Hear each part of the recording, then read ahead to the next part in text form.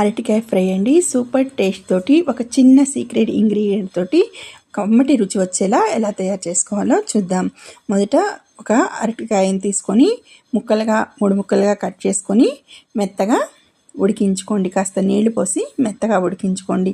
తర్వాత చల్లారనివ్వండి. తర్వాత స్టవ్ మీద బాండి పెట్టుకొని ఆయిల్ వేసుకొని పోపు దినుసులు ఎండుమిర్చి వేసుకొని అవి చిటపటమన్న తర్వాత 4-5 పచ్చిమిర్చి ఒక మీడియం సైజ్ పెద్దలపై ముక్కలను కూడా వేసి వేగనివ్వండి. తర్వాత ఒక 1/2 చెంచా పసుపు కూడా వేసి కరివేపాకును వేసి చిటపటమన్న తర్వాత ఉడికించుకున్న అరటికాయని ముక్కలుగా కట్ చేసి వేసుకోండి. తర్వాత 4-5 పచ్చిమిరపకాయలు, కొద్దిగా కొబ్బరి, చిన్న అల్లం ముక్క, 5-6 వెల్లుల్లి మిక్సీ వేసి వేయించుకున్న అరటికాయ ముక్కల్లో వేసి అది పచ్చి వాసన పోయే వరకు వేగనివ్వండి.